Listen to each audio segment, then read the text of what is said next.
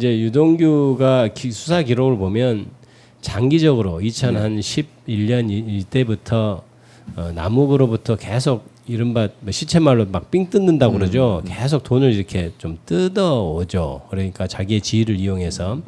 그래서 씀씀이도 굉장히 큽니다. 일반 보통 그때 월급 한 몇백만 원 받는 사람이라고는 생각할 수 없을 정도로 씀씀이가 굉장히 크고, 그런 상황에서 또 자기가 이제 이권에 개입하면서 업자들한테 돈도 많이 받아 챙기고 하는 상황에서 계속해서 씀씀이가 커진 상황에서 돈이 계속 필요했던 것으로 저희가 이미 그 돈이 필요한 상황은 다 입증을 했거든요. 그 사람이 이때 돈이 이렇게 가는데 어디서 났겠냐, 다 이제 이런 식의 입증을 했는데, 그런 상황에서 이제 대선판이 열리니까 야, 나 대선 자금으로 해야 돼 하면서 또 명목을 만들어서 사실 삥 뜯은 사건이다. 저는 그렇게 해서 사기친 사건이에요. 남욱한테 돈을 야, 나 갖다 줘, 돈 갖다 줘. 유동규가 그렇죠. 유동규가 20억을 갖다 주라고 했는데 사실 8억 얼마 받아서 이렇게 한 사건인데, 그렇게 사기쳐서 자기가 이렇게 슈킹했다고 그러죠. 이게 진짜 말 슈킹한 사건인데 이거를 자기가 이제 그 죄를 벗어나기 위해서 나 김용한테 줬어 이렇게 한 사건이에요. 그러니까 당연히 유동규로부터 김용한테 돈이 건네간 사실이 없으니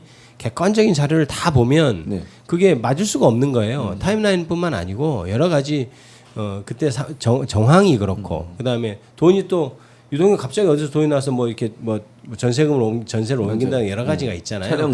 차량 구입을 하고 그러니까 그 돈들이 그런 객관적인 상황과 안 맞는데 그럼에도 불구하고 무리하게 저 타임라인을 증거가 힘이 없다고, 증명력이 떨어진다고 배척하고 그다음에 유동규 준수를 맞다고 하는 것은 정말 납득하기 어려워서, 그래서 지금 정치검찰 조작기소 TF에서도 문제 삼고 있는 거죠. 그러니까 사실은 유동규 씨 진술은 뭐냐면 4월 말에 돈이 만들어졌다. 그다음에 그 4월 말에 만들어진 돈을 받아서 세 차례에 걸쳐서 김용전 원장에 전달을 했다. 이거는 대선 경선 자금으로 쓰였다라고 진술을 해요. 그러면은 이거에 맞아 떨어지려면 돈이 만들어지고 나서 3번 연속으로 돈을 전달했다라는 게 돼야 되는데, 그러려면 아까 말씀드린 것처럼 4월 말 이후에 방문을 했어야 되는 거고. 근데 이제 이게 사실은 별로 중요한 일이 아니에요. 사실은 김용전 원장이 유동규 사무실에 간 게 상호 양쪽에 별로 그 당시엔 중요한 일이 아니었기 때문에 이 사람들이 그 이동규 씨도 그렇고 뭐 그 벌써 봤다는 뭐 정민용이나 이런 사람들도 기억을 잘 못하는 거죠. 그러니까 시점에 대해서 계속 돈 받은 이유를 일단 대충 해놓은 건데, 그러니까 이제 그렇게 해서 기소가 다 돼버리니까 그러면 김용전 원장이 방문한 시점이 4월 말 이전이면 안 되는 상황이 된 거예요. 그러니까 이제 타임라인은 아니다, 틀렸다, 잘못이다, 무조건 4월 말 이후에 간 걸로 돼야 된다. 오히려 5월 3일 날에는 안 간 게 맞고 그 전에 3월 달에 간 것이 맞는 증거만 계속 나오니까 사실은 계속해서 그게 이제 끼워 맞추려고 하는 그런 수사고 재판도 그렇게 갔던 거고, 그다음에 아까도 말씀드렸듯이 지금 전 정권에서 계속해서 이재명 대통령 전 대표를 죽이기 위한 그런 수사로 갔고 재판도 그렇게 된 상황이 있기 때문에 사실은 지금 항소심까지 이렇게 됐던 것인데요. 진실은 곧 밝혀질 것이다 이렇게 생각하고 있습니다. 그러니까 근데 또 하나는 정민용 씨도 입장을 바꾸고 있다면서요. 진술 일정 부분. 정민용 씨가요? 정민용 씨 아니었나요? 정영학 씨가 정영학이 바뀌고 있는. 정영학 씨는 어떻게 씨는 바꾸고 있어요? 사실은 이제 김용 전 원장 사건하고 크게 관련이 있다기보다는 정영학 씨는 대장동 본류 사건이라고 하죠 보통. 대장동 사건과 관련이 있는 건데 정영학 씨의 가장 진술 변경의 주요한 점은 본인이 진술한 내용들이 결국은 검찰에서 조사를 받을 당시에 그 적정 개발 비용에 대해서 엑셀에 임의로 입력한 숫자를 가지고 그 자료를 마치 이제 객관적인 증거인 것처럼 추궁을 하길래 그에 맞춰서 답변을 했던 거지, 나중에 확인해 보니까 저 숫자가 안 맞는다. 그거에 대한 의견 변경이 있었고, 엑셀에 뭐 평당 가격을 평당 1,500이니 1,400이니 하면서 내가 기입하지 않은 것을 검찰이 증거로 제출했다 이런 식인데요. 결과적으로 정영학의 진술이 바뀌는 것은 의미가 있는 것이 대장동 사건 전체도 그러니까 하나의 결과를 정해놓고 그냥 거기에 껴맞춘 것이다라고 하는 단초를 이게 볼 수 있는 그런 증언이라고 볼 수 있죠. 그렇죠.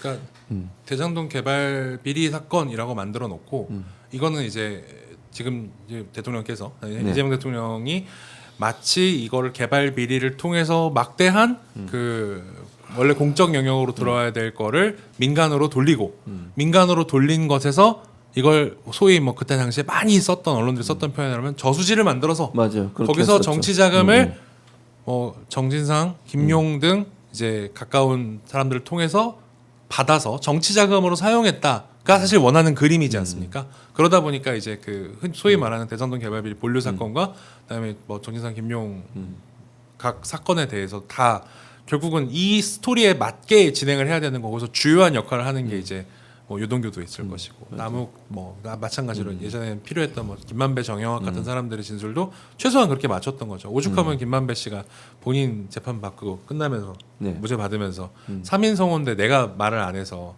뭐 대통령께서 뭐 산 거다 뭐 이런 식의 얘기를 하겠습니까?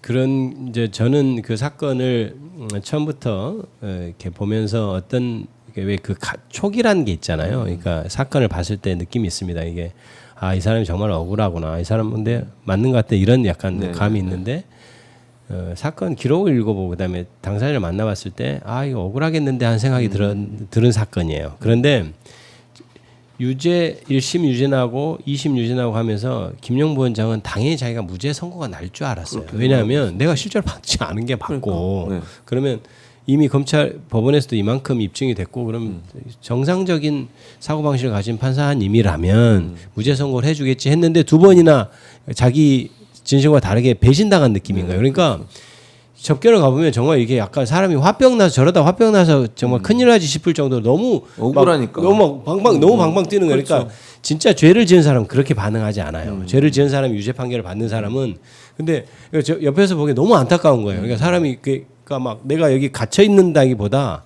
그 억울함 있잖아요. 억울함이지. 내가 죄를 짓지 않는데 여기 맞아요. 그런 느낌이 있어서 너무 옆에서 보기 안타깝습니다. 네. 그러니까 이제 근데 이제 문제는 이게 그러니까 증거도 명확하지 않은데 물증이 네. 명확하지 않은 상태에서 그게 아니라는 물증은 나오는데 그건 인정을 안 하고 이렇게 두 번 항소심까지도 네. 문제가 나왔으니 대부분 보면 이제 그냥 심리를 구체적으로 하기보다는 뭐 그렇죠. 그냥 뭐 법리에 문제가 없는 건 네. 따진다고 하잖아요. 그렇죠. 네. 그러니까 또 법조인이시니까 이게 대법원에서 과연 제대로 판단을 할 수 있을까 이런 그리고 아니면 다시 돌아봐서 심리까지 다 할 수도 있어요. 그것도 궁금한 부분이고. 저는 일단 조희대 대법원장 이하 대법관들이 그때 파기환송 했을 때 제가 법원을 더 이상 객관적으로 판단하지 않는 조직이구나. 그래서 뭐 조직이라는 건 어폐가 있네요. 그렇구나 이렇게 생각하고 김영 부원장 사건도 뭔가 이게 저렇게 대법원이 정치적으로 움직이면 그런 것에 따라 됐나 이런 생각까지 막 하고 있는데요. 다만 상고 이유서 다 이렇게 굉장히 열심히 쓰셨고 하는데 다 저도 다 읽고 합니다만은 그 이유를 보면 누가 봐도 이건 원래 판결문하고 상고에서 두 개를 보는 거거든요. 첫 단계는 그러면 무리하게 항소심이 결정이 내렸다는 것은 누가 봐도 인정할 겁니다. 그래서 그건 이제 증거 법칙을 잘못 체증 법칙 위반이라고 하죠. 증거를 잘못 채택했다고 해서 저는 당연히 파기환송이 돼야 된다고 생각하고요. 양식 있는 대법관이라면 그렇게 할 거라고 저는 믿습니다. 그래서 마지막 좀 믿고 있는데요. 예. 그 상고 이유 중에 사실 제일 주로 다루고 있는 부분은 뭐냐면 법원에서 감정을 맡겼는데 감정 결과가 나왔고 그거에 대해서 감정 이제 결과 받았으니까 재판 마칠게요라고 마쳤는데 판결문에는 감정이 이러저러 저러 해서 못 믿겠고 감정 결과를 못 믿겠고 구글 타임라인은 증거 가치가 없다. 그렇게 한 다음에 그러니까 구글 타임라인에 나온 대로 5월 3일에 갔다고 나왔지만 사실 안 간 거고 구글 타임라인에 3월 27일에 갔다고 나오지만 사실은 또 안 간 거다. 5월 3일엔 간 거고 3월 27일에는 안 간 거다. 완전히 반대로 쓴 다음에 그거에 맞춰서 이제 해석을 쭉 해놨단 말이에요. 그래서 그 부분에 대해서 정상적이라면 예를 들어 본인이 감정 결과를 못 믿겠다. 모를 수 있죠. 재판부가. 감정심을 하든지 그죠? 네. 그러면 보완 감정을 하도록 지시하든지 이게 이러저러해서 이런 부분이 실효가 부족하고 뭐 이런 부분에서 이 신빙성이 좀 그런 부분이 있으니 이걸 보강해서 재감정을 하거나 아니면은 뭐 보완해서 이런 내용을 한번 물어보도록 합시다라고 하거나 사실 이게 저 몇 번 말씀드렸던 건데 애시당초에 저는 감정을 하자고 한 게 아니라 아까 이제 김기표 의원님 말씀하신 다른 수많은 사건에서 구글 타임라인 이용된 사건들은 감정도 안 했어요. 그렇죠. 감정이 불필요하죠. 그냥 받아들인 인정해 거죠. 버리죠. 네. 그런데 저는 그래서 처음에 뭐라고 주장을 했었냐면 그 저희가 미국이랑 국제사법 공조 절차에 관한 조약이 체결돼 있기 때문에 우리나라에서 법원 채택을 해준 법원이 법무부 통해서 그 미국 법무부는 바로 그러니까 외교부 거치지 않고도 할 수 있게 조약이 돼 있어서 미국 법무부로 가고 미국 법무부에서 그 캘리포니아 북부지방법원으로 요청을 보내면 거기에 이제 구글 서버가 있거든요. 그럼 거기서 미국 법원에서 요청을 해서 거기서 이제 구글 타임라인 원자료를 받고 그거에 대한 설명까지도 받아서 이걸 회신 받아서 무죄 주장을 하겠다라고 1년도 더 전에 주장을 했습니다. 그러니까 작년 그렇죠. 초에 그렇죠. 그렇게 처음에 얘기를 하니까 그 재판부가 시간이 많이 걸린다. 오래 걸리니까 안 된다.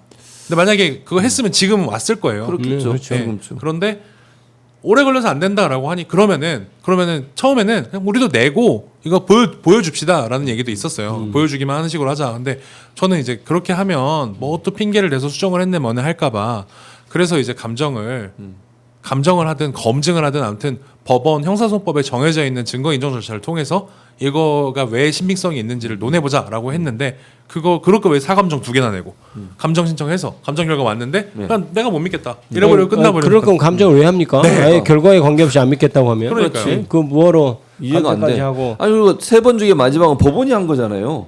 법원이 선정한 감정인이죠. 그렇죠. 예, 그렇게 한 거잖아요. 근데 그것마저도 안 받아들이는 거 아니에요? 그러니까 이제 결론이 지금 사실 정해놓고 이게 안 맞으니까 뭐 그것과 어처구니가 없어요. 이거는 안 믿겠다 이렇게 한 셈밖에 안 돼서 네. 그러니까 그래서 검찰이 사건을 조작하고 거기에 법원이 아무 비판 없이 오히려 더 네. 나아가서 더 부안해동해서 판결한 것이다 이렇게 비판하는 거예요. 네. 주된 상고 이유는 그렇게 심리를 하면 안 된다라는 겁니다. 그렇게 심리를 하면 안 된다. 심리 미진이다. 그러니까 결론 정해놓은 거지. 네, 그게 뭐. 그 이런 결과가 나왔으면 예를 들어 채택을 하지 않을 거라면 최소한 이런 보완적인 절차를 할 수 있도록 했어야 한다. 그냥 만연히 기약할 것이 아니다. 뭐 이런 취지가 상고유의 주된 그 첫 번째 이유고 그 다음에도 수많은 것들이 있긴 한데 네, 일단 저희 쪽에서는 주된 논리는 이 사건이 왜 중요하냐면 사실은 이재명 전 대표에 대해서 올인했던 수사 중에 진짜 그 거의 대장동 이후에 다시 바로 시작된 네. 수사죠. 그래서 그 부분이 지금 사실은 실패로 돌아간 검찰이 그러니까 김용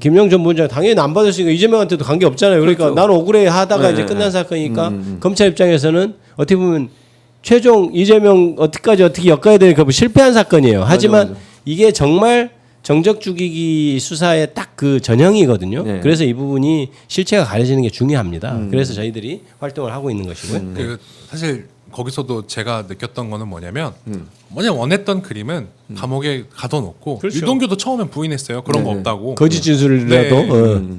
김용 전 부원장도 진술을 변경하기를 바랬겠죠. 그랬겠죠. 계속 가둬놓고. 예, 그게 목적이었을 텐데 실제로 유동규에 대해서 처음에 진술이 이제 안 바뀌었을 때 네. 유동규가 특정 시점에 그러니까 22년 기준인데 수사를 받던 때 기준인데 6월 정도부터 접견이 금지됩니다. 일반 접견 내역이 없어요. 그 뭐 측근이든 아니면은 뭐 당시 사실혼 배우자든 뭐 다 접견 내역이 없어요.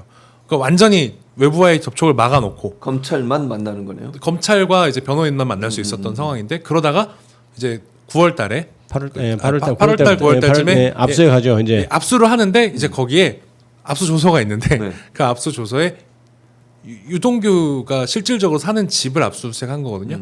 그리고 거기에 이재명 외 정치자금법 그렇죠. 위반 그러니까. 사건이라고 적어서 들어가고 네, 네.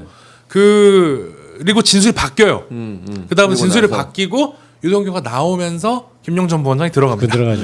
그리고 그러니까 사실은 그 전에는 네. 유동규가 사실대로 얘기하고 있었어요. 그런데 네. 갑자기 아까도 접견 제안하고 위례 사건을 가지고 이제 네. 압수를 해야 되더라고요. 교도소를 막 규칙서를 맞아. 압수해 버리거든요. 네. 그래서 그 다음부터 유동규가 진술이 바뀌거든요. 그러니까 아마 김용 부원장한테 그걸 바랬을 거예요. 다 됐고 그냥 이재명한테 좋다고만 얘기해 이걸 바랬을 거예요 아마. 그런데 김용 부원장 아니 내가 받은 게 없는데 어떻게 얘기를 하는 말이 이렇게 된 거고. 아니 그러면 그 논리로 따지면 이화영 부지사도 같은 케이스 아니에요? 그렇죠. 예. 가둬놓고 네. 계속 괴롭히고 이러면서 진술을 바꾸게 만들고 그렇게 이런 거. 막 뭐 무슨 뭐 회동 뭐 초밥인가요? 네, 뭐 그러니까 오죽하면은 부지사 본인께서도 진술이 막 이렇게 갔다가 저렇게 갔다가 했던 게 사실은 이게 상상할 수 없는 고통이잖아요. 갑자기 가둬놓고 자기 주변 사람 다 부르고 자기랑 관련했던 사람들 다 조사받고 수사받고 하면은 이게 뭐 고통이 너무 크니까 실제로도 그 진술 바뀌고 나서 검찰이 그리고 확 대우를 해주거든요. 유동규 씨 진술 바뀌고 나서 그렇죠. 항소심 종결할 때 검찰이 구형할 때 유동규는 의인이라고 했어요. 돈을 준 사람. 그러니까 돈 준 건 검사가 명확하잖아. 검사가 피고인한테 네.